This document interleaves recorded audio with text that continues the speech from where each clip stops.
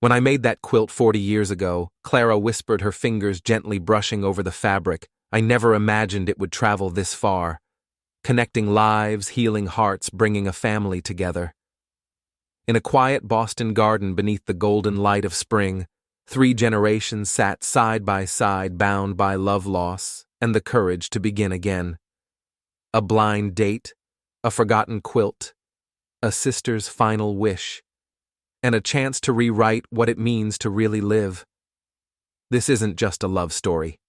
It's a story about healing through grief, about finding your way back to yourself, and about the unexpected people who show up sometimes across race generations, and time to remind you that even the most broken heart can bloom again.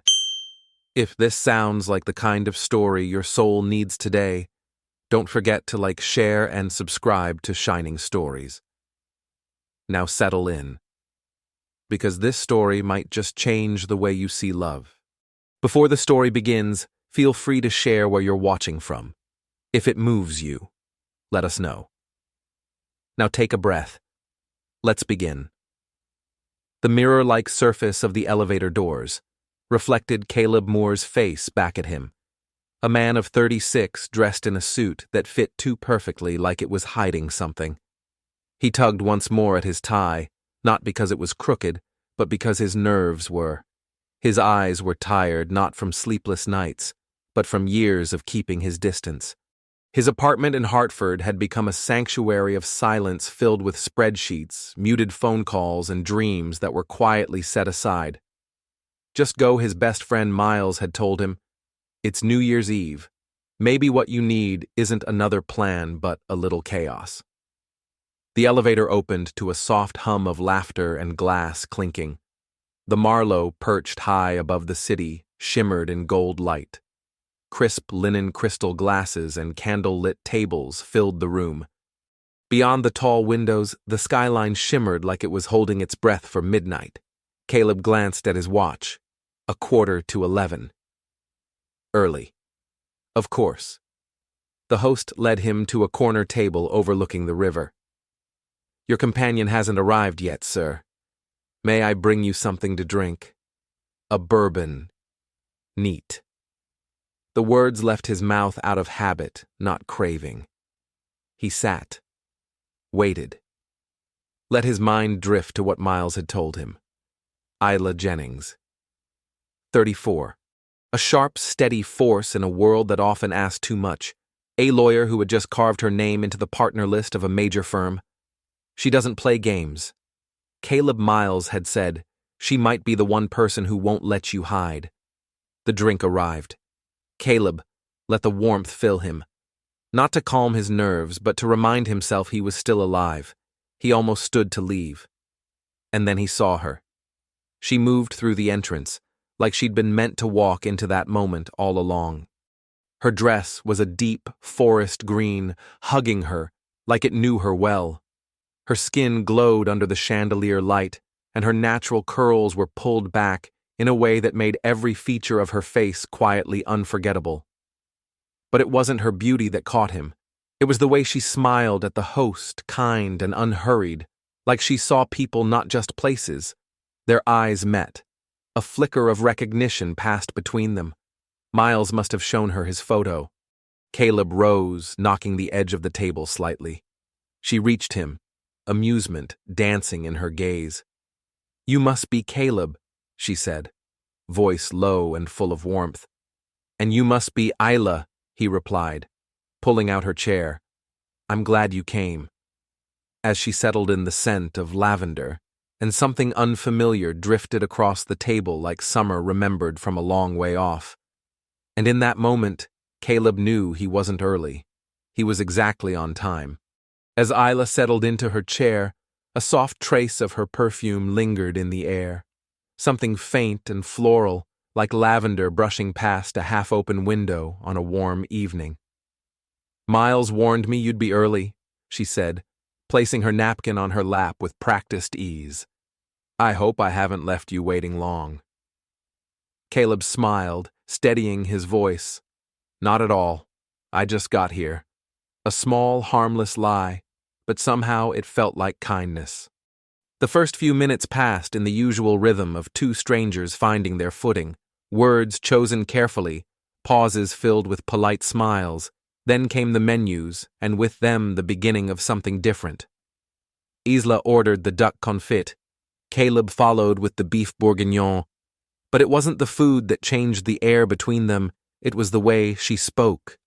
She had a rhythm in her voice that gave weight to everything she said, as if even her pauses had a purpose. She lifted her glass, tilting her head with a playful glint in her eye.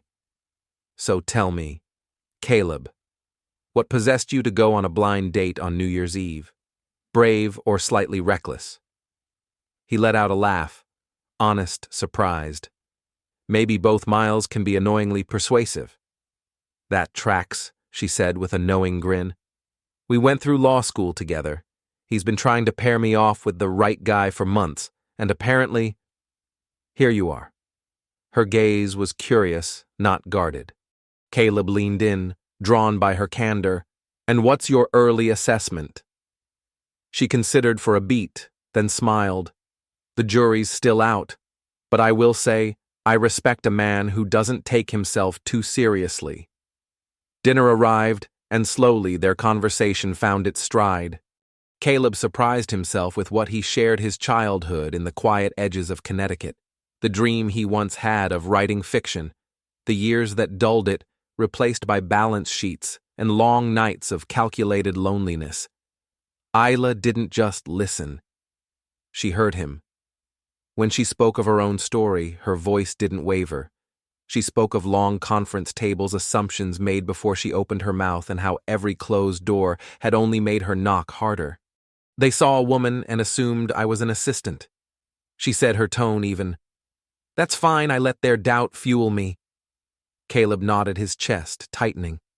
Not from guilt, but respect. I can't pretend to understand, he said quietly.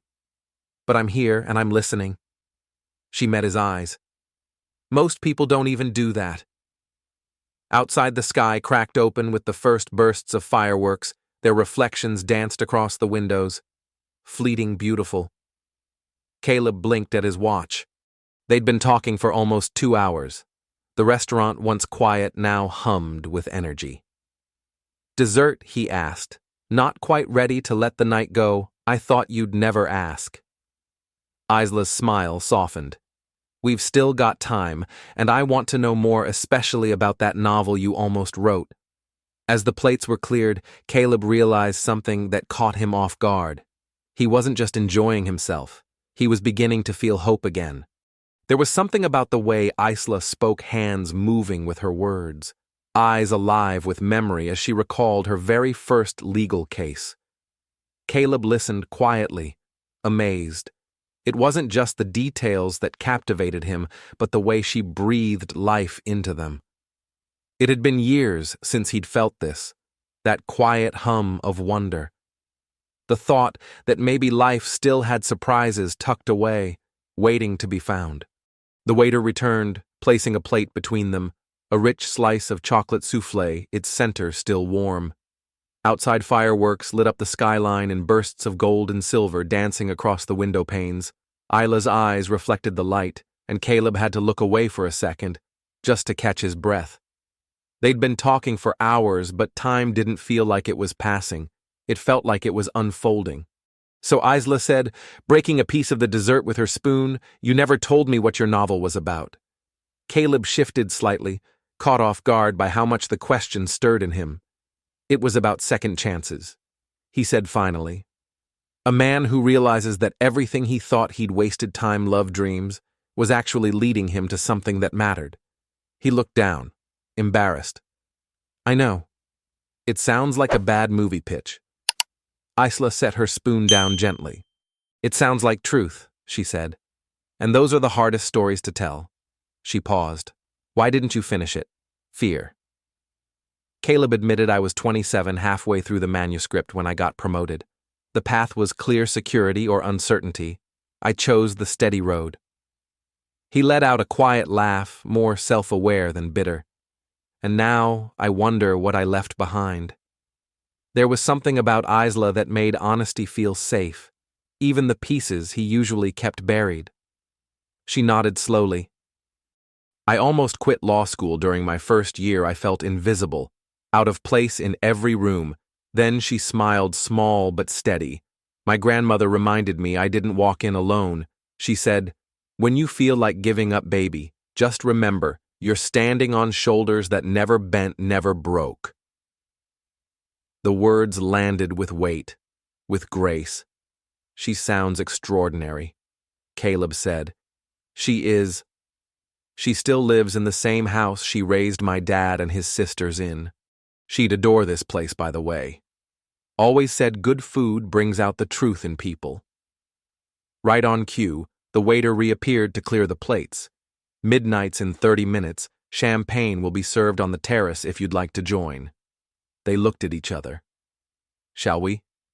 Caleb asked, rising and offering his hand. Outside, the winter air was crisp, but not cruel. Heat lamps glowed softly, casting golden halos around the couples gathered beneath strings of white lights. Caleb led Isla to a quieter corner, away from the crowd where the river met the city's edge. They stood side by side in the stillness. The night wasn't over, and something inside him whispered, it was just beginning. They found a quiet edge of the terrace where the city lights shimmered across the water like spilled gold. Caleb tucked his hands in his coat pockets, the silence between them, not awkward, but waiting. Isla broke it first. "Can I tell you something?" He nodded. "I almost didn't come tonight." The words struck harder than he expected.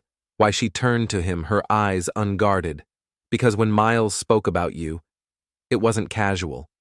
He looked at me like he believed we'd see something familiar in each other, and that kind of belief, it scared me." Caleb's chest tightened.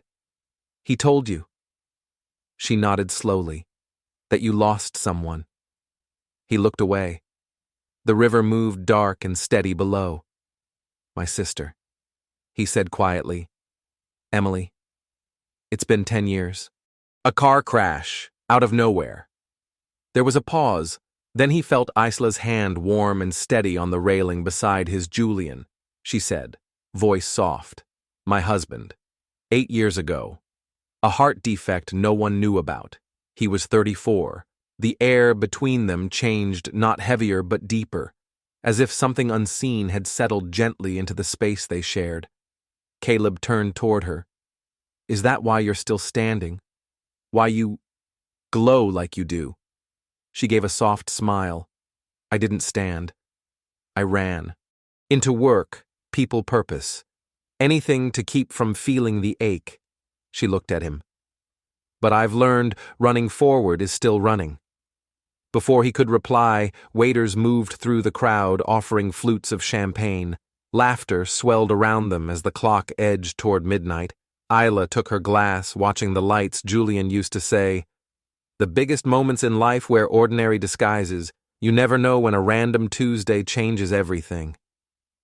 Caleb smiled gently. "Or a New Year's Eve with a stranger."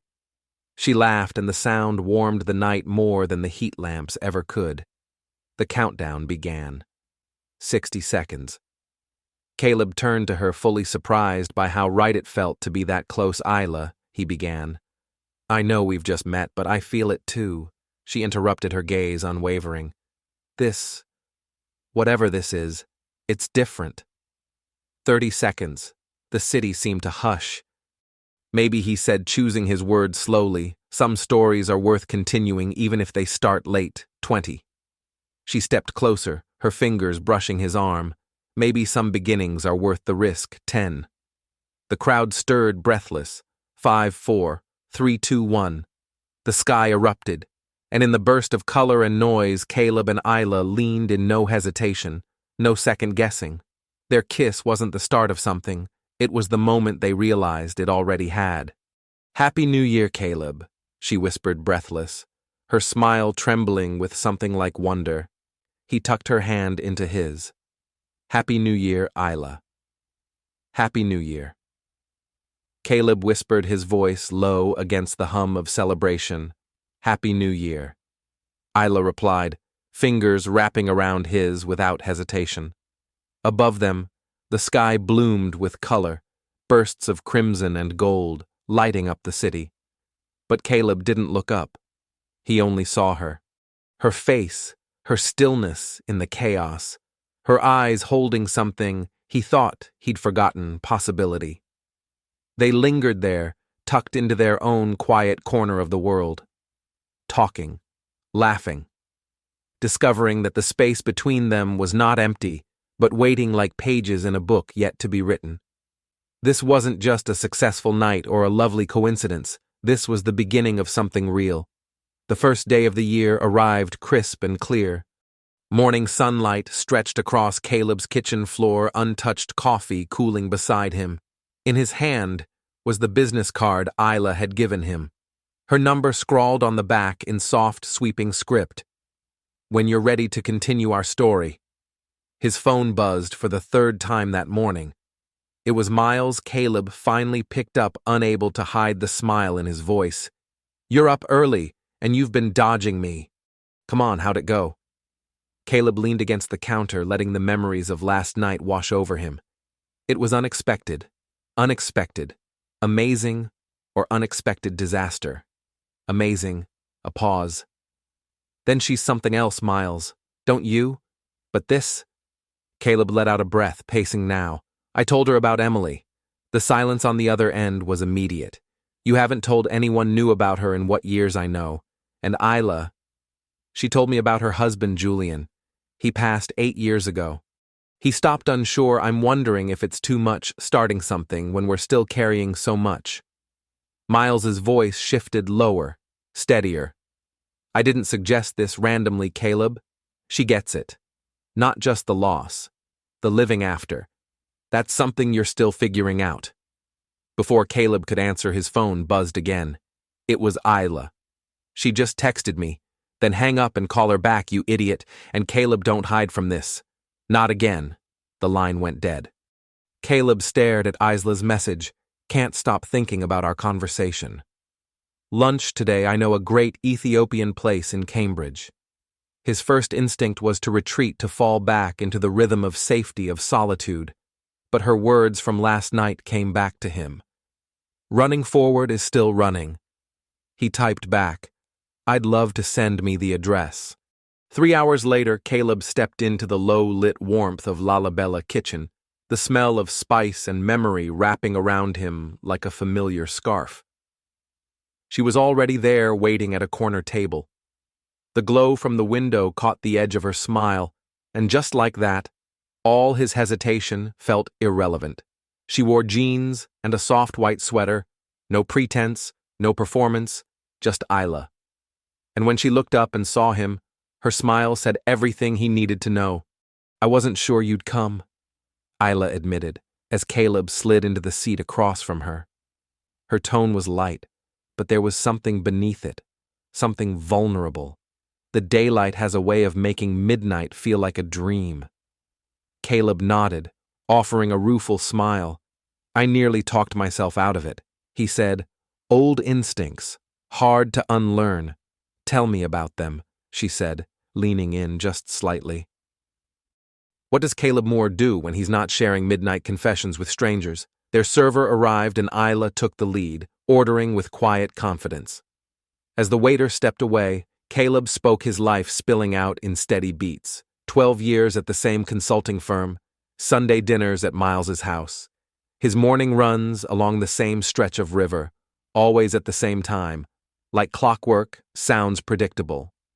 Isla said, tearing a piece of injera. "Structured," he offered. "Safe," she countered gently. "I get it." After Julian passed, I clung to routines like they were life rafts, but over time I realized they weren't holding me up anymore. They were closing me in. Caleb watched her scoop lentils with practiced grace, wondering what it took to be so open. "How did you break out of it?" he asked. She smiled by saying yes to the things that scared me. She said, her eyes holding his, like blind dates on New Year's Eve. Their food arrived, and with it came a pause, one that felt full, not empty, as Isla showed him how to eat with the bread their fingers brushed. The contact was brief, but it sparked through him. Then, Isla's tone changed. She set her bread down and looked at him with sudden seriousness. "There's something I didn't tell you last night when I mentioned my grandmother's house." It stirred something. Caleb straightened, sensing the shift. "What kind of memory the house is on Maple Street?" "In Winchester. About 10 years ago, there was a car accident out front. My grandmother was the first person on the scene." She held his gaze steady and searching Caleb. "What was your sister's name?" His breath caught Emily. Isla nodded slowly. "My grandmother still talks about that night, about a young woman in a blue Civic." She held her hand, prayed with her, stayed until the ambulance came. The world narrowed to a single thread. The report said there was a witness. Caleb said, voice unsteady. "An older woman, I never knew her name." Isla reached for his hand. "Clara. Clara Hayes." The name hit him like wind to a flame. Emily's last words, he whispered, were, "Tell Clara thank you." He'd always thought she meant their cousin Clara, who lived in Seattle. Isla's voice softened. My grandmother pressed her quilt against the wound, yellow with purple flowers. She never got it back, but she always hoped it brought some peace. Caleb closed his eyes. "I found that quilt in Emily's things, folded at the back of her closet. I never knew where it came from. Around them, the lunch crowd buzzed with weekend noise, but at that table, the world had gone quiet, holding space for two lives that had just discovered how deeply they'd already been intertwined. In their quiet corner of the restaurant, time felt suspended. The sound of clinking dishes and distant conversations faded into a soft blur. When Caleb opened his eyes again, Isla was watching him, not with pity, but with a quiet reverence, a tenderness that felt rare. "What are the odds?" he whispered. She gave a gentle smile, still holding his hand. "My grandmother would say, there's no such thing as odds. Only the right people crossing paths at the right time." Caleb breathed deeply, the weight in his chest, no longer pressing but shifting, becoming something else. For so long, he said slowly, "I imagined her final moments, wondered if she was scared, if she was alone." He couldn't finish the sentence, but Isla's hand squeezed his steady and real. "Come to Virginia," she said suddenly. "Meet Clara. She'd want to talk to you about that night. About Emily." The words hung between them like a doorway, one that was wide open but terrifying to walk through. It was fast, too real, too much, and yet when Caleb looked at Isla, something inside him shifted. Not everything needed time to feel true. Some stories didn't need rewriting, they needed completing. "Yes," he said, surprised by the clarity in his voice. "I'd like that." Her smile could have lit the darkest room, and for a moment, Caleb felt warmth push aside the chill he'd lived with for so long. They finished their meal with quiet ease, speaking in soft tones about possible flights, weekend plans, and what it might mean to step into the past together. Not to relive it, but to lay something to rest. As they walked out of the restaurant, Caleb felt something he hadn't in years: hope. 3 days later, he stood in front of his bedroom closet, the yellow quilt draped over his hands. It had lived there for a decade, folded untouched, a silent witness to grief. Now he knew Clara Hayes had placed it there, not in gesture but in love. His fingers traced the faded purple flowers. For the first time, he let the memory in fully, and it didn't break him. His phone buzzed, a text from Isla flight options, Friday or Sunday morning or afternoon. The reality of it all came rushing in like water behind a cracked dam, fast, powerful, but not wrong. Before he could respond, another message appeared. Second thoughts. Caleb couldn't help but smile. She knew him well already. Instead of replying, he hit call. She answered on the second ring. "I'm not having second thoughts." He said, "I'm having all the thoughts."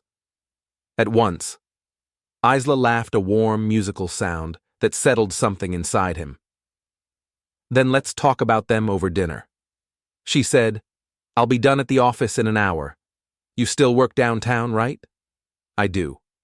I was thinking, maybe skip the restaurant. A pause. My place, I make excellent jerk chicken, and we probably need to talk about Virginia without an audience. Caleb's pulse jumped. Dinner at her home felt different, closer, more intimate. Another door slightly open, waiting for him to step through. And this time he wasn't afraid I'd like that. Caleb said the words, leaving him before he could second-guess them. Text me your address. Already did 7 o'clocks. He ended the call and found her message waiting. The address was familiar. An old brick building in the heart of Beacon Hill, not far from the public garden. He'd run past it countless times over the years, but had never thought to wonder about the lives inside. At exactly 7, he stood outside her door, a bottle of wine in one hand, and the folded yellow quilt now gently placed inside a canvas tote in the other. Before he could knock the door open, the scent of warm spices spilled out, rich, comforting, full of memory. Isla's eyes dropped to the bag. You brought it. There was something fragile in her voice, gratitude edged with concern.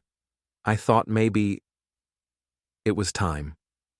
Maybe it belongs with your grandmother. She stepped aside, touching his arm lightly as he entered.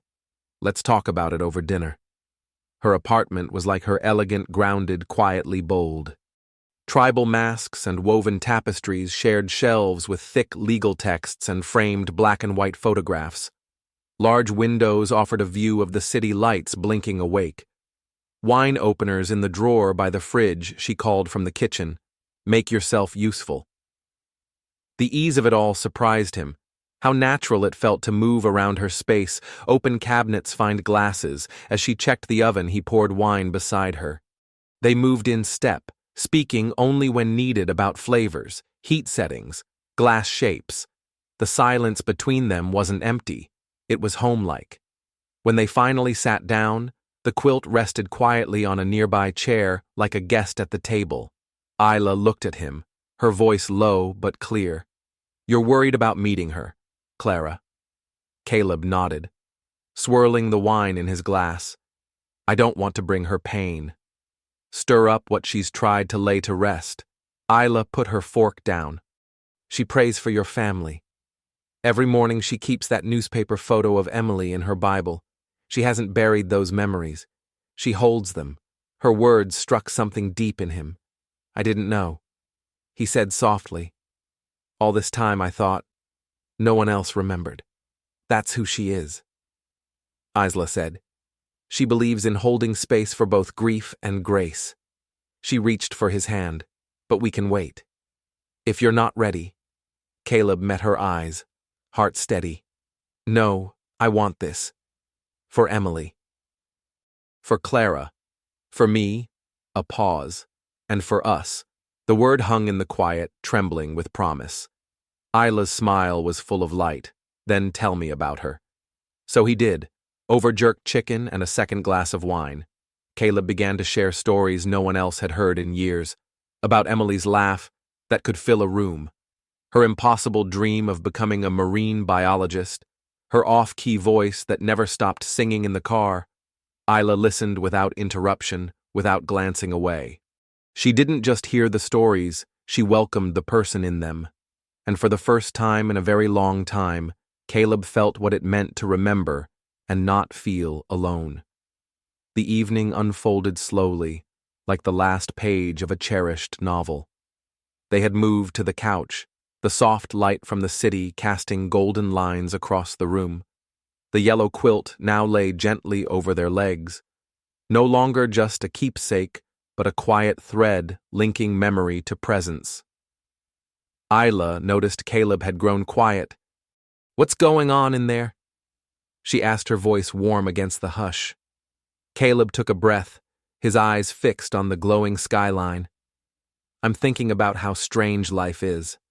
How 10 years ago I was shutting down, locking everyone out, while your grandmother was somewhere praying for a man she didn't even know.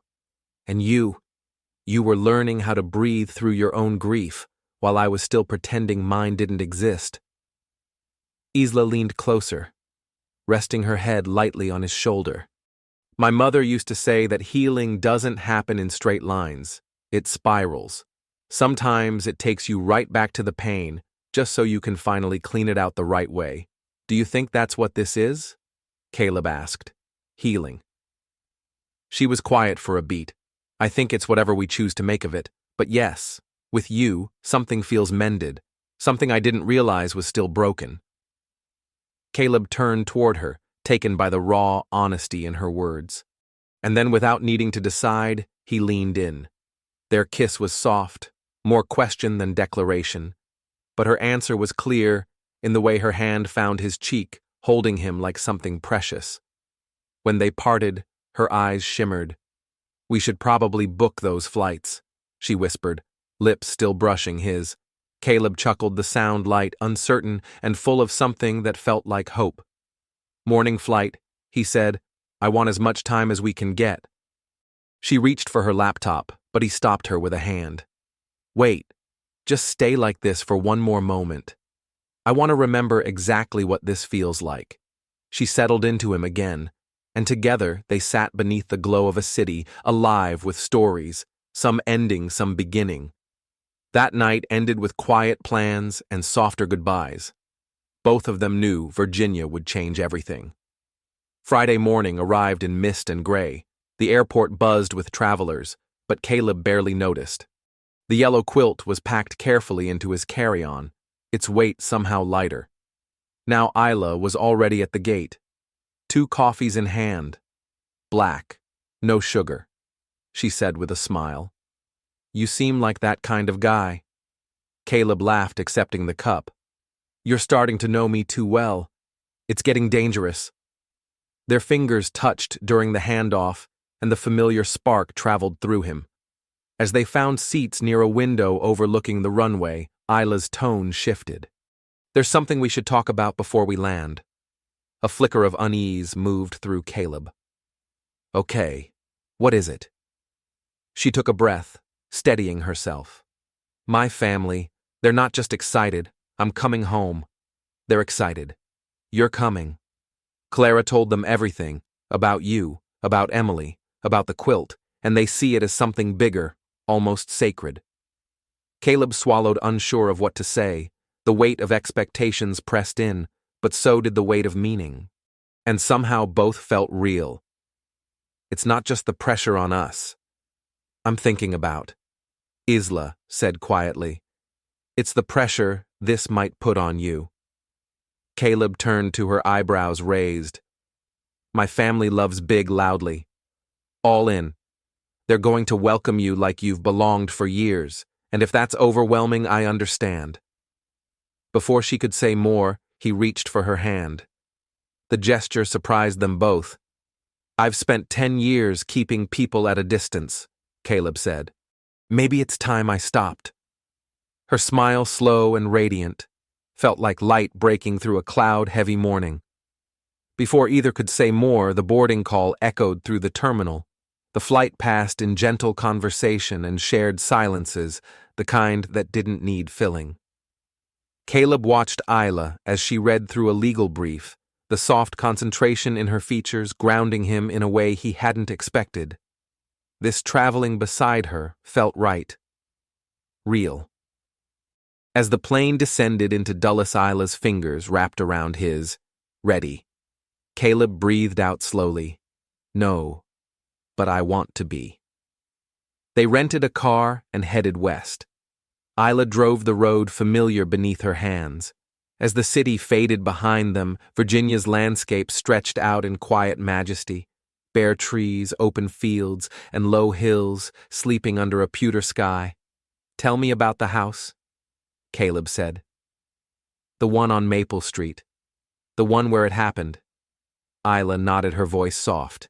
It's a yellow, Victorian, white trim.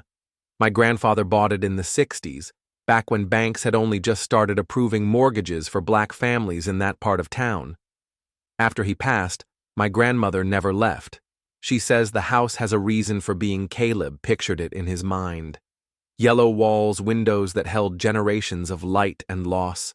She sounds extraordinary. She is, but Caleb. Isla glanced at him briefly. her eyes returning to the road. She may cry, she may hug you. She might tell you things you've spent years trying not to imagine. Are you ready for that? Caleb looked out at the rolling fields beyond the window. For 10 years, I've lived with questions I couldn't answer. I need to know. Even if it's hard, Isla said nothing. But she reached across the console, squeezing his hand.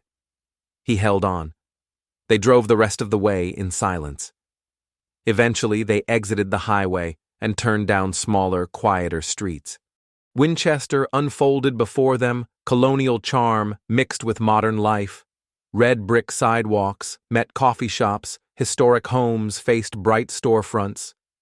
That's the hospital, Isla said softly, pointing as they passed. Caleb simply nodded, then they turned onto Maple Street. The homes here stood like old matriarchs, dignified and distinct. And then he saw it, the yellow house, white trim, just as she'd said.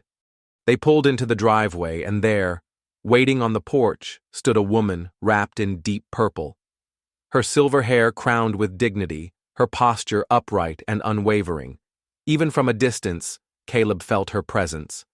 "That's Clara Isla," whispered. "She's been watching for us since sunrise." Caleb's hands trembled slightly as he reached into his bag, fingers brushing the folded quilt.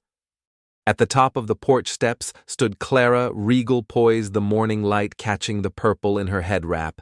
Then, with surprising grace, she moved. Down the steps, arms open wide. "Isla, baby girl," she called out, voice clear, warm. They embraced tightly, mother to granddaughter. Caleb lingered by the car, heart pounding, unsure if he was interrupting something sacred. Then Clara turned to him, her gaze steady. Dark deeply, knowing met his Caleb more. She said softly, "I've prayed for this moment for 10 years. Before he could respond, she closed the distance between them and folded him into an embrace that stole the breath from his lungs. He froze, then slowly gave in, letting her scent wrap around him. Vanilla herbs, something like time itself. "I brought your quilt." He murmured, emotion thick in his voice. She pulled back slightly, her hands still gripping his arms. "That quilt stopped being mine the moment I laid it over your sister," she said gently. "It belongs to your family now." "I wasn't sure." Caleb replied, "I thought maybe you'd want it back." "What I want," Clara said firmly, her voice a quiet storm, "is for you to come inside, sit with me. Let me tell you about the night your sister passed. She left you something, a message, and I've kept it safe all these years." Caleb's knees weakened. Isla's hand found the small of his back, steadying him. Clara noticed. She smiled, then linking her arm through his, she added, "But first we'll have tea, and you'll tell me who you are, how you came to find my Isla after all this time." She led them up the porch steps, each one creaking with history. As they crossed into the house, Caleb caught Isla's eye. There was love there, concern too, but mostly something unspoken, something whole.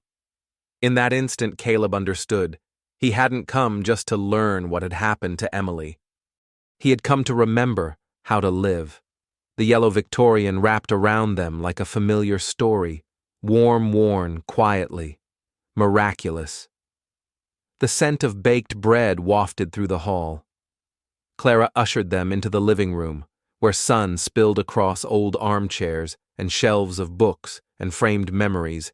Caleb's eyes landed on a photograph above the mantel. Clara, years younger, standing proudly in front of this very house. Beside her, a tall man with kind eyes and strong arms wrapped around her shoulders. "Taken the day we bought this place," Clara said, noticing his gaze. "The realtor didn't want to sell to us, said the neighbors wouldn't take kindly to a black family on Maple Street." She walked over and set a tea tray down with deliberate care. But Herbert Isla's grandfather, he looked that man in the eye and said, "This house was meant for us." And he was right. "It's been a refuge for more hearts than I can count, including your sister's." The words settled like soft dust in the quiet Isla, reached for Caleb's hand. And as Clara began to pour the tea, Caleb felt the walls inside him shift again. Something locked long ago now clicking open. The house had waited, and now so had he. Outside snow had begun to fall soft, slow, like the sky itself was lowering its voice out of reverence. Inside, Clara Hayes's living room time seemed to stretch gently as if unwilling to interrupt what was about to unfold. Steam curled from porcelain teacups. The yellow quilt lay folded between Caleb and Isla on a floral-patterned couch. Only the quiet ticking of an old grandfather clock marked the passing moments. Clara sat upright, her hands cradling her cup. Her voice, when it came, was gentle but steady. I remember every part of that night. She looked toward the window, toward the snow. It was cold. Like tonight, I was up late reading, as I often am, then the crash. She paused, her fingers tightening slightly. It sounded like thunder, but too sharp, wrong. Too close. Caleb didn't move. He barely breathed. Isla's hand found his warm and grounding. I ran outside. Didn't even grab a coat. The street was dark. The lamppost had gone out in the impact, but I could see her car crushed against the old oak. Clara's eyes drifted, seeing it again. She was awake when I got there. That's important, Caleb. She was scared, yes, but she was aware she knew someone was with her. A small sound escaped Caleb's throat. Clara reached over, laying her hand atop his. Her skin was soft, worn like leather, full of years and kindness. The first thing she said was, "I'm Emily." Even in that moment, she introduced herself, polite as could be. I told her I was Clara, and that help was on the way. I'd already called from the house phone before I stepped out. Caleb's voice cracked. Was she in pain? Clara didn't look away. Yes, but she was strong. Brave, I had a quilt by the door. Always kept one there just in case I wrapped her in it. She looked up at me and said, "You're an angel." I told her no. Just a nosy old woman who doesn't know when to stay inside. She smiled faintly. It made her laugh. Just a little. It hurt her, but she laughed. Isla gripped Caleb's hand as tears slipped down his cheeks. Clara continued, her voice now quieter, but somehow deeper. "She spoke about you." Caleb's chest tightened. She said, "My brother Caleb is going to blame himself." Those were her words. She wasn't thinking about herself. She was worried about you. Caleb closed his eyes. The weight of 10 years of silence, the unanswered call, the missed trip. The guilt pressed down like a flood. "She asked me to give you a message," Clara said. Her voice sharpened, not unkindly, but with importance. "Look at me, Caleb." He opened his eyes. She said, "Tell Caleb, it's not his fault. Tell him I was singing that stupid submarine song he hates. I looked down to change the station. Tell him he was right about distracted driving." Clara paused, and then she said, "Tell him I love him, and he has to keep going. Really going, not just breathing. Living." The sob that broke from Caleb's chest was not quiet. It was deep and ragged, pulled from a place he hadn't let anyone near. Clara set her tea down and came to him, wrapping her arms around him as if he were her own. He collapsed into her face, buried in her shoulder, breathing in the same scent his sister had, vanilla and something green and grounded like thyme or rosemary. "Let it out, baby," she whispered, rocking him gently. "You've carried it long enough," and through the storm of grief Isla was there too, her hand on his back, drawing slow, steady circles. They said nothing. They didn't need to. Because sometimes the deepest healing begins not with words, but with being held. They held him, both of them, while his grief, locked away for a decade, finally found its voice. No one hurried him. No one tried to quiet the storm. They simply stayed steady and present until the waves calmed on their own. When Caleb finally pulled back, eyes swollen and raw, Clara cupped his face in her hands. "There's more," she said gently. You can hear it now. Or we can wait. He nodded, voice barely audible. Please. Now Clara leaned back, but remained close. The ambulance took too long. I knew how bad it was. There was just so much blood. Even with the quilt, her voice softened, but her resolve did not. So I did the only thing I knew to do. What my mama taught me. I asked if she wanted to pray. And she said yes. Clara's hands moved to a leather-bound Bible on the side table. She opened it to a page that had been touched too many times to count. Tucked inside was a yellowed newspaper clipping Emily's obituary. In the photo, she was laughing, head tilted to the sky, sun in her hair. She wasn't afraid. Clara whispered. The prayer gave her peace.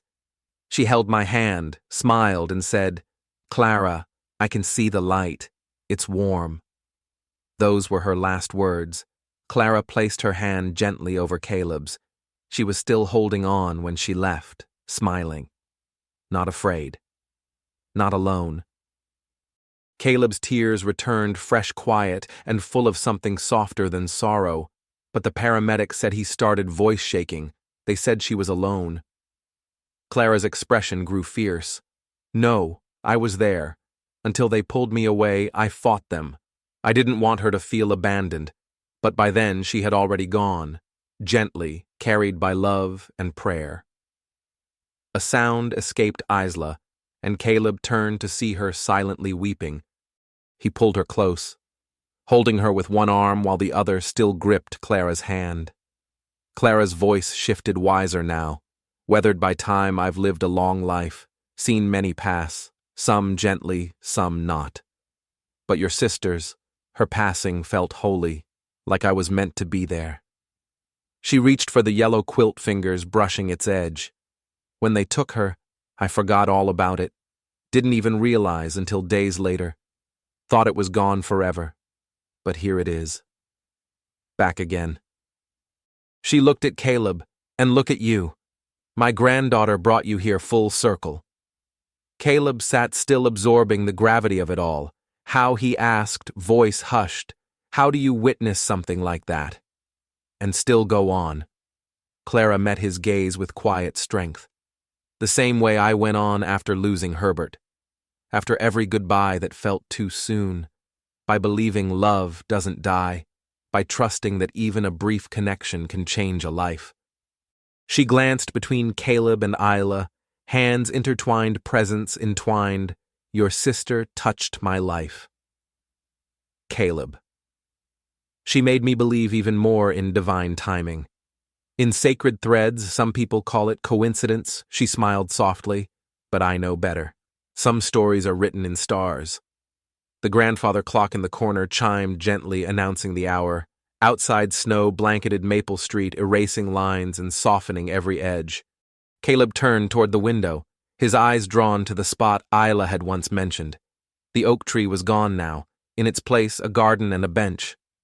I sit there sometimes. Clara said, following his gaze. I talk to her, tell her about my day, ask her to watch over my family.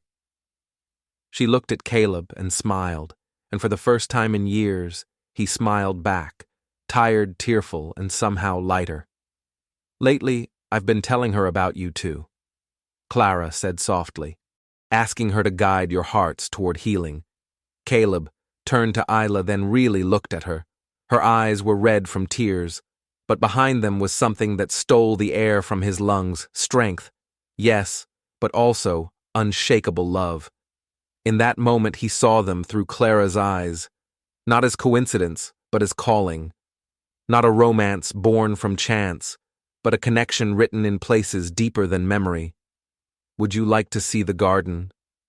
Clara asked, her voice gentle as falling snow. It's especially beautiful when it's quiet like this. Caleb nodded, words caught in his throat. As they stood to follow her, Clara paused, lifted the yellow quilt from the back of the couch, and draped it across their shoulders. Something old becoming something new, she murmured, just as it was always meant to. Snowflakes drifted down in slow spirals as they sat on the garden bench, shoulder to shoulder beneath the quilt. Clara had excused herself something about preparing dinner, But Caleb knew she was giving them space. Not just to talk, but to feel. Isla pointed to a small plaque, partially hidden beneath snow. Caleb leaned forward, brushing it clean with gloved fingers. The inscription read, "In memory of all those who found peace in this garden." His throat tightened. "She never forgot her," he whispered. "All these years. While I was running from Emily's memory, your grandmother was tending to it." Isla rested her head on his shoulder. "That's who she is. She believes joy and grief aren't enemies, they're partners, two parts of the same dance." Caleb watched his breath drift into the frozen air. The quiet settled inside him like snow on untouched ground. "I've been doing it wrong," he finally said. "I thought moving forward meant leaving Emily behind. But Clara, she's shown me you carry those you love, and you still make space for life." Isla turned to him gently. "Is that what you want, Caleb? To choose life again?" He looked at her. Truly, saw her, how the snowflakes clung to her curls, how her eyes held both light and ache. "I think I already have, with you." Her smile was soft, but her gaze didn't waver. "What Clara gave you today? It's going to take time to feel it fully, to live with it. Are you sure you want to build something with me while you're still healing?" Caleb reached for her hand. "I know I don't want to heal alone." He paused, trying to find the words. "Unless are you unsure?" "No," Isla said too quickly. "No, I just—" She took a breath. "I remember when Julian passed, I thought I'd worked through it all. Then one day, 3 years later, a song on the radio hit me like a wave, and suddenly I was back at square one." She looked down. "I don't want to promise you something I can't hold if you realize you need time or space." Caleb squeezed her fingers gently. "What if healing doesn't have to be a solitary thing? What if it actually works better together?" A single snowflake landed on Isla's cheek. Caleb reached up to brush it away, but instead he found his hand cupping her face. She leaned into his touch without hesitation. "I'm falling in love with you," he said, voice barely above a whisper. "I know it's fast. I know it's messy. But I've spent 10 years trying not to feel anything at all." He breathed in, then out. "I don't want to question this. I don't want to overthink it. I just want to be honest." And there beneath the snow, beneath a quilt that once wrapped a life now gone, two hearts finally stopped protecting themselves and started to open. Tears shimmered in Isla's eyes, but she didn't look away. "I'm falling in love with you too," she whispered. "And it scares me how right it feels." Their kiss was soft, tender tasting of snow salt and beginnings. When they pulled apart, Caleb rested his forehead against hers, breathing in the closeness. "Tell me about Julian," he said gently. "Not how he died, how he lived, what made you love him." Isla leaned back, slightly surprised. "You want to know?" "Yes. He's part of who you are, like Emily is part of me. I want to know all of you." She adjusted the quilt around them, settling more deeply into his side. "He was a middle school teacher," she began. "The kind who stayed after class for the kids others gave up on. Who never forgot a birthday. Who believed every child had a spark if someone took time to see it." Her voice grew softer, and his laugh. God, that laugh. It filled a room. It made people smile just by existing. As she spoke, Caleb watched her face, the way her eyes shone with memory, not pain, the way her lips curved with affection, not sorrow. This, he thought, this is what healing looks like. Loving someone forever without drowning in the absence of them.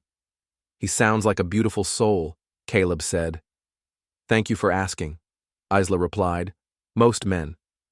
I've dated either pretend Julian never existed or act like he's competition. You're the first to treat him as part of my story worth hearing." Caleb nodded, thoughtful. "I think I understand now." After hearing Clara speak about Emily, I realized people we've lost aren't barriers to love. They're reminders that we can love. that we've been shaped by it. A faint noise from the house made them both turn. Clara was at the window, waving them in. Snow was falling harder now, the cold sharper on their cheeks. Caleb stood taking one last look at the garden. He imagined the ground thawing in spring blossoms pushing through life, returning to a place once marked by death. There was something poetic in that inside warmth and the smell of something savory wrapped around them like a welcome. Clara took the damp quilt from their shoulders, replacing it with towels still warm from the dryer. "Dinner's nearly ready," she said with a smile. "Hope you two like my famous gumbo.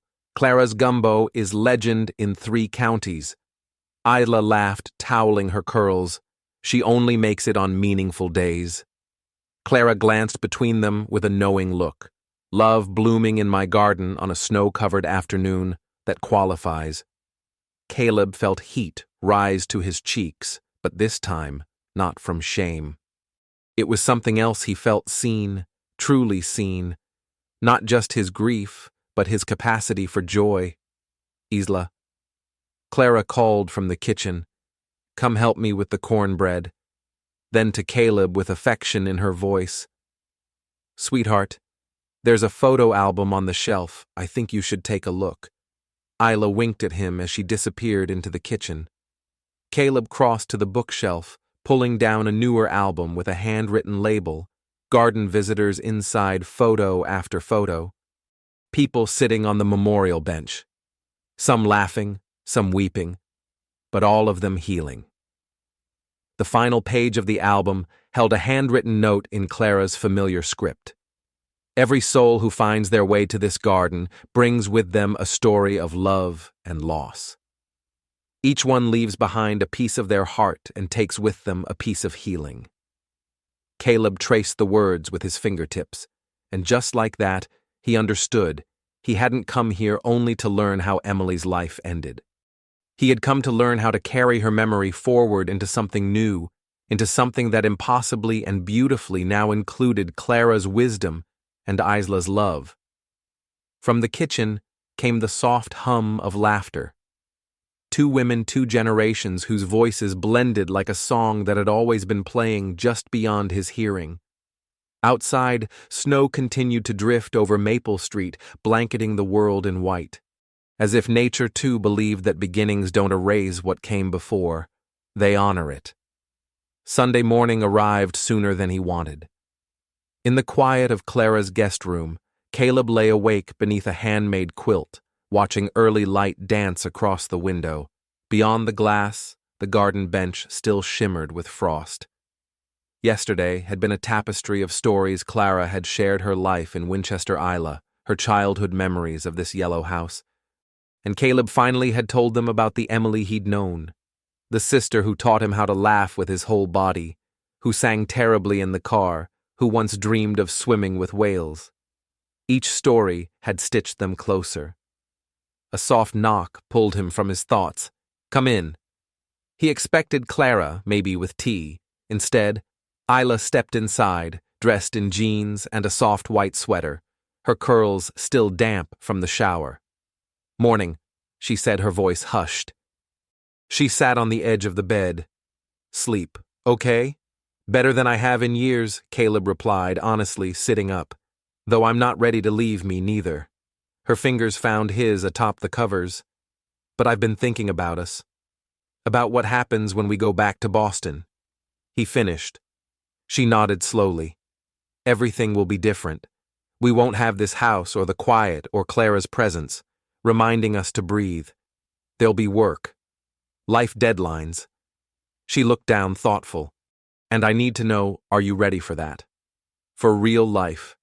Because what's between us? It's beautiful, but it's fragile. I don't want to damage it by diving too fast into the deep end." Caleb sat up straighter. He took both her hands into his. "Before this trip, I was scared of exactly that. Scared that everyday life would crush whatever this was becoming." He glanced toward the window, toward the garden beyond. "But now I understand something I didn't before. Life real. Life isn't about avoiding pain or shielding yourself from loss. It's about stepping into connection anyway. Even when you know it could break your heart. Isla's eyes welled, but she didn't look away. That sounds like something Clara would say. Caleb smiled gently. She's taught me more in 2 days than I learned in 10 years. He paused, his voice softening. Being here, hearing about Emily's final moments, seeing how Clara honors her while still choosing joy every day. It's shown me that I've been protecting myself from life, not living it. He looked at Isla, not with certainty, but with intention, and I don't want to do that anymore. I've been existing, Caleb said quietly. Not living. But now I want to live, the way Emily would have wanted me to. And I want to do that with you. He squeezed Isla's hands, grounding himself in the weight of what he was about to say. I know it won't be easy. We'll have to figure out how to merge our lives, navigate our schedules, and face the looks people may give us, because I'm white and you're black. Isla looked him in the eye, steady and clear. Yes, she said. It will be a factor. Caleb nodded. I'd be lying if I said I didn't think about that. But Isla, when I look at you, I don't see race. First, I see you, the woman who's teaching me to open up again, to love again, to live again. Isla smiled softly. That's beautiful, Caleb. But loving across color lines isn't about being colorblind. It's about seeing each other clearly, all of each other, celebrating our differences, not pretending they don't exist. Caleb's voice was earnest. Then teach me, help me see more clearly, help me grow. I want to be worthy of this. Isla leaned forward, her kiss slow and sure. You already are, she whispered. A knock at the door made them laugh, breaking the tension like sunlight through a cloud. Clara's voice rang out through the wood, breakfast in 15 lovebirds. And yes, I know you're both in there. They laughed again, fully this time, like a weight had been lifted. As Isla stood to go, Caleb caught her hand. Move in with me, he said, almost without thinking.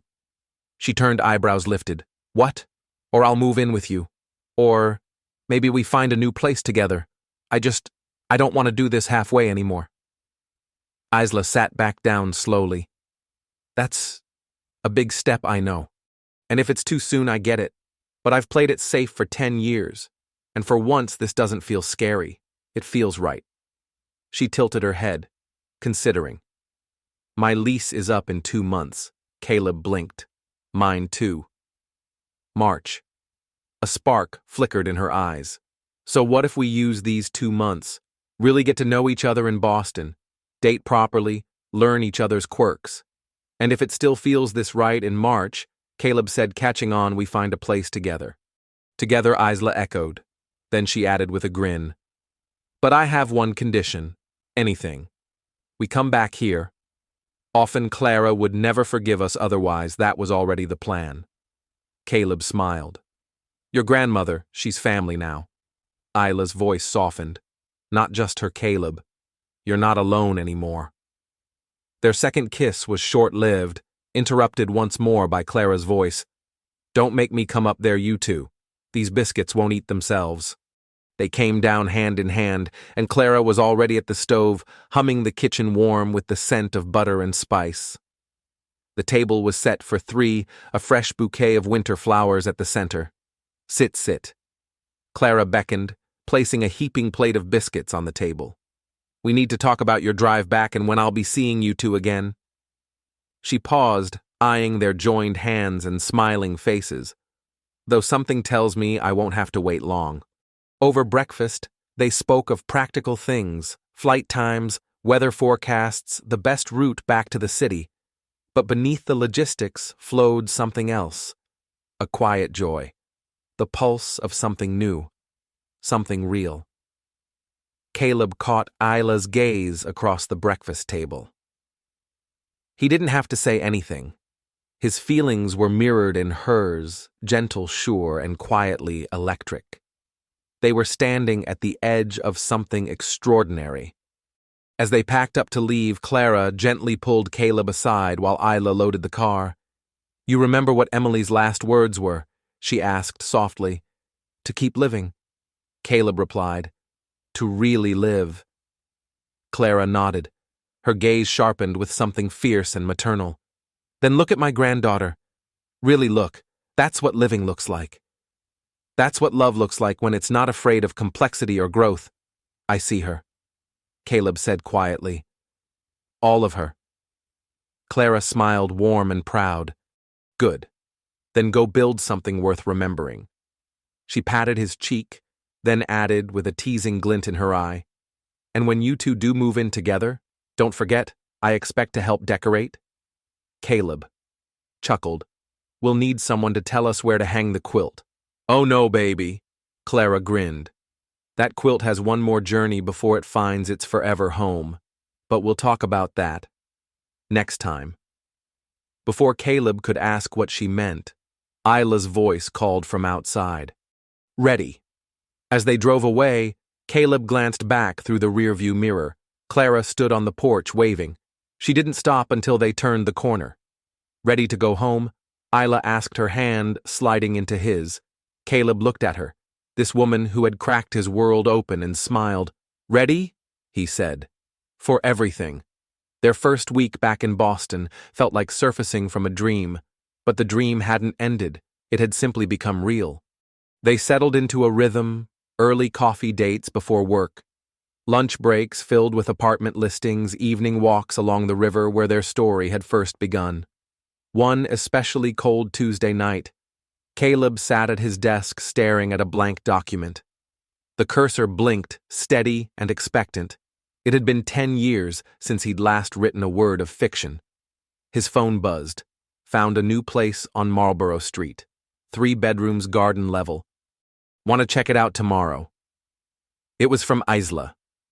He smiled, but instead of replying right away, he opened a new document and began to type. Some stories begin where others end. Some endings are really beginnings in disguise. Emily taught me that, though it took me a decade and an extraordinary woman to finally understand. The words came easily, now fluid like breath. He was already pages in when his phone buzzed again. "You're unusually quiet tonight." "Everything okay?" Instead of texting back, Caleb hit "Call Isla," answered instantly. "I'm writing again." He said no. Preamble. There was a pause, then joy bloomed in her voice. The novel. A new one. Caleb said, "It's about loss and love and finding your way back to the world. About a woman who stitches quilts that help people heal." Isla's voice softened Clara's, "Going to love that." A quiet passed between them, full but unspoken. "Are you ready for this?" she asked. Caleb exhaled slowly. "I've never been more ready." And somewhere beneath the snow-covered streets of Boston, the thread of something rare and real continued to weave itself, one page, one breath, one love at a time. "I've never felt more ready for anything," Caleb said with a grin. "Except maybe apartment hunting with you." Isla's tone shifted just slightly. "About that Marlborough Street, it's perfect. 3 bedrooms just like we wanted. One for us, one for your office, one for guests. There's even a little garden, it's walking distance from both our jobs." She hesitated. "But it's also right at the top of our budget. We'd be stretching thin." Caleb leaned back in his chair, his eyes drifting to the open document on his screen. Words filled the page. Now words he hadn't been brave enough to write in a decade. Maybe it's time to stretch," he said quietly. "To believe in what we're building, even if it's scary." Isla laughed softly. "You're starting to sound like Clara Good," he replied. "She's the wisest woman I know." He paused, choosing his words. "Do you remember what you said to me in Virginia? About how running forward is still running?" "Yeah," she said quietly. "I've been thinking about that. About how I've used financial stability as just another way to hide from risk, from disappointment, from dreams I never gave myself permission to chase." He took a breath. "What if this time we don't play it safe? What if we choose the place that feels like home and trust that we'll figure the rest out? Silence lingered on the line. Then come over, she said. Now, let's talk about this in person. 20 minutes later, Caleb stood in Isla's kitchen, watching her steep 2 mugs of tea. The yellow quilt rested on her couch, just as she'd promised. It's staying here, she had said days earlier. Until we find our forever place. Quilts need a woman's care to age right. She handed him a steaming mug. I got a call from the firm today. Oh, they offered me the head position in the pro bono division. Caleb's eyes lit up. That's incredible, it is, Isla nodded. But it comes with a pay cut. Pro bono doesn't rack up billable hours. Now Caleb understood why the budget had mattered so much. I still want to take it, she added. It's the work that matters. But if we move forward with Marlborough, we'd need to adjust. Caleb set down his mug. You're not asking, but I'm offering. He took her hand. What if I quit consulting? Isla blinked. What, just hear me out. I've been writing every night this week. The words are pouring out. I have enough savings to cover us for a year, even with the apartment. What if I take that year and finally finish the novel I abandoned 10 years ago? Isla slowly set her tea aside, her expression unreadable. That's a big leap, Caleb, I know. But meeting you, learning the truth about Emily, seeing the way Clara lives with such honesty, it's made me realize something. The real risk isn't quitting my job. He looked into her eyes. The real risk is living a life that isn't true to who I am. For a long moment, Isla said nothing. Then she opened her laptop and pulled up a familiar page. The apartment has original hardwood floors, she said softly, and built-in bookshelves in what would be your office. Caleb's heart lifted. Is that a yes? Isla smiled, but didn't answer immediately. Show me what you've written. You want to read it. If we're going to do this, really do it. I want to know the story you're telling. I want to feel it. Caleb pulled out his phone and forwarded the file. She opened it on her screen, and as she read, he studied her face, her brow furrowed, her lips curled in quiet smiles, and then tears. When she looked up, her voice was barely a whisper. It's beautiful. And for the first time, he believed it might be true. It's raw. Honest, it's you, Isla said, voice still thick with emotion. Caleb shook his head gently. It's us. Our story, woven with Emily's, with Clara's, a tapestry of love and loss. And healing. Isla closed the laptop and turned to face him fully. Okay, she said quietly but firmly. Let's do it. All of it. The apartment. Your novel. My new role. Let's take the leap. Together. Caleb pulled her into his arms, breath catching at how deeply he loved this woman who saw all of him and stayed. I'll call the realtor in the morning. No need. Isla smiled against his chest. The viewing is already booked tomorrow noon. He pulled back, eyebrows raised. Confident, are we not confident? Just, sure, some things are meant to be. She paused, then added softly, Clara taught me that. Caleb glanced toward the yellow quilt draped across the back of her couch. So much had led them here. Twists, grief, grace. We should call her. Tell her everything. The apartment, your new position. The book. Isla grinned. Already did. She says to tell you she's planning the housewarming. And her eyes sparkled. She says, your office better have good light. Apparently, natural sunlight is essential for writing the next great novel. Caleb laughed, his heart fuller than it had been in years. Here he was with a family he hadn't known. He needed Clara's wisdom, Isla's love, Emily's memory. All of it slowly stitching itself into something whole and new. They curled up on the couch quilt around their shoulders like a shared blessing. Their conversation shifted to dreams, to hopes, to the shape their future might take, and Caleb knew this was what Emily had meant. Really living, taking chances, choosing love, building something with someone who saw your soul and stayed. Tomorrow would bring logistics signatures, packing lists.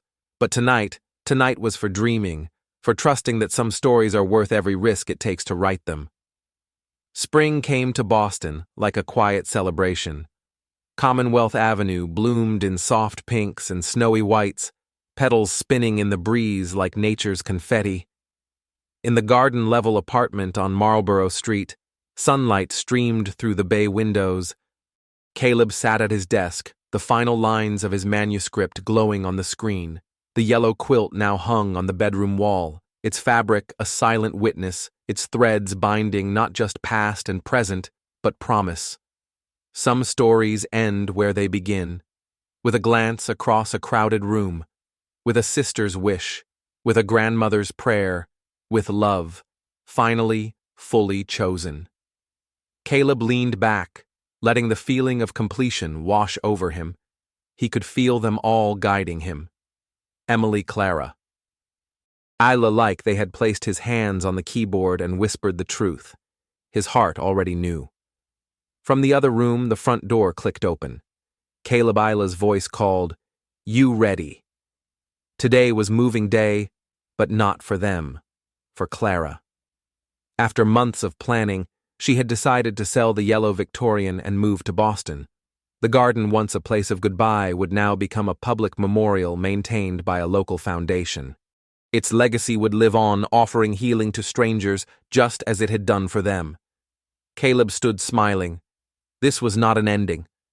It was the next chapter, and they were writing it together. Just finished. Caleb called, hitting save as he stepped out of his office. Isla turned from the window, radiant in a spring dress, her curls wrapped in a colorful headscarf, one she'd started wearing after Clara mentioned it, reminded her of her own mother, the novel she asked eyes wide. Caleb nodded and pulled her into a warm embrace. Finished, really finished. All it needs now is Clara's blessing. Isla kissed him softly. She's going to love it. But then she glanced at the clock. And we need to get to the airport. Her flight lands in an hour. The drive to Logan was full of laughter butterflies and plans for Clara's arrival. We found her the perfect spot, Isla said. 3 blocks from here. Daily visits without taking away her independence. Caleb grinned.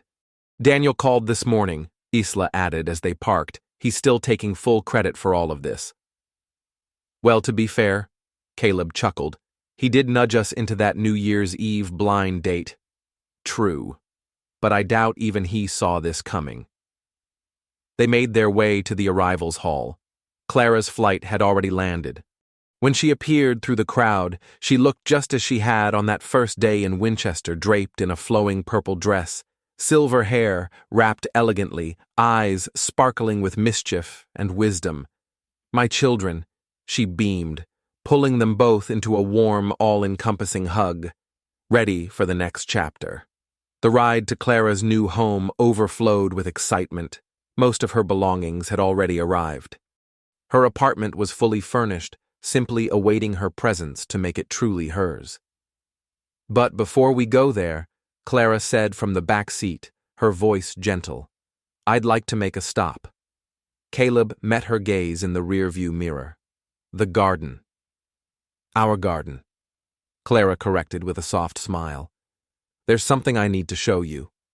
They parked near their apartment building and walked through the small garden gate into their shared outdoor space, a place they had slowly transformed over the months, with climbing roses, fragrant herbs, and a single wooden bench modeled after the one in Winchester. Clara reached into her purse and drew out an envelope. This came yesterday, she said, handing it to Caleb. Inside was a letter on crisp stationery from the Winchester Historical Society. It confirmed that the garden behind Clara's old home had been officially designated as the Emily and Julian Memorial Garden, and enclosed was a photo of the bronze plaque now marking its entrance. You did this, Isla, whispered, tears in her eyes. We did this, Clara replied, by choosing love, by choosing to heal, and by understanding that every ending holds the seeds of a beginning. if we're brave enough to let it bloom. Caleb sat down on their garden bench, emotion washing over him. Isla nestled into his side, and Clara took her place on the other. Caleb pulled a manuscript from his bag, printed bound and real. "I have something for you. Both," he said quietly. "The first copy, I want you to read it before anyone else." Clara took the pages reverently, her fingers brushing over the title page, "The Yellow Quilt." Her eyes softened. "When I stitched that quilt 40 years ago, she said I never imagined the path it would take, how it would travel across time and hearts, how it would weave lives together.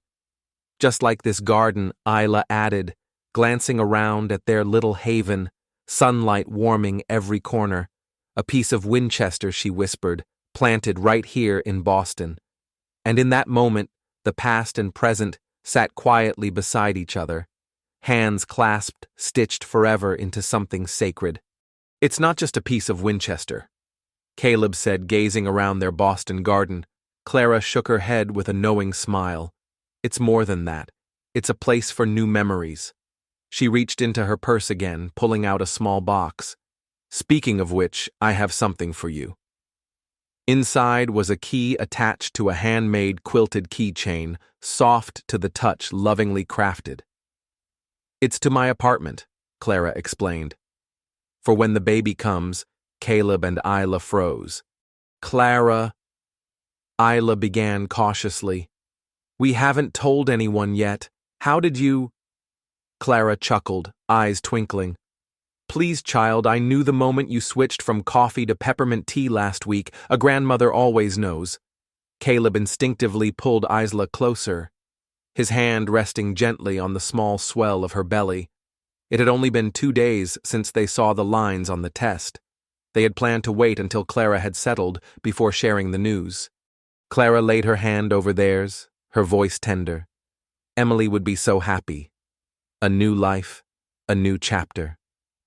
This is what she meant when she told you to keep living." She turned to Isla, her voice softening. "This is what Julian would have wanted for you too, for love to bloom again, for family to keep growing." The breeze stirred, carrying with it the scent of fresh roses. From somewhere beyond the garden walls, church bells began to ring. Caleb looked at the 2 women before him, Isla, the woman who had taught him how to hope again, Clara, the guide who helped him remember how to feel. And in that moment, he felt a peace he had never known. The baby's middle name. He said suddenly, "If it's a girl, what do you think about Clara Amelia?" Clara Isla smiled through tears. Julian Clara for a boy. Clara's eyes welled with tears of joy. She drew them both into her arms. "I think," she whispered, "that love has a way of coming full circle. And this circle, this family we've created, is more beautiful than I ever dared imagine." They sat together in their garden, 3 generations linked by memory and hope. Above them, the yellow quilt hung in their bedroom window, catching the soft spring sunlight, casting golden shadows that danced like blessings across the walls. And Caleb understood. Some stories don't really end. They just transform, like seasons shifting, like hearts healing, like love growing. Their story had begun on a blind date, but it would continue. Through their child, through Clara's steady wisdom, through gardens in 2 cities, through laughter and long nights, challenges and joy, ordinary Tuesdays and unexpected kisses, and somewhere Caleb was certain Emily was smiling. Her final wish had not just come true, it had blossomed in ways even she could never have imagined. Her brother wasn't just living, he was loving, growing, healing, and building a life rich with connection, the kind that transcends time and space. Really living indeed. Some stories don't really end. They become gardens, quilts, quiet conversations across a kitchen table. They live in the names we pass down the hands, we hold the hearts we dare to open again. Nathaniel didn't just find love. He found a reason to begin again. And through Eleanor's strength, Clara's wisdom and Amelia's memory, he discovered what it truly means to live fully, not in spite of grief, but because of it. So if this story touched something in you, if it reminded you that healing is possible, that love can find you even in your most uncertain season, don't forget to like, share, and subscribe to Shining Stories, because the world needs more stories that speak to the soul, and yours might be the next one we tell. Until then, keep living, keep loving, keep blooming.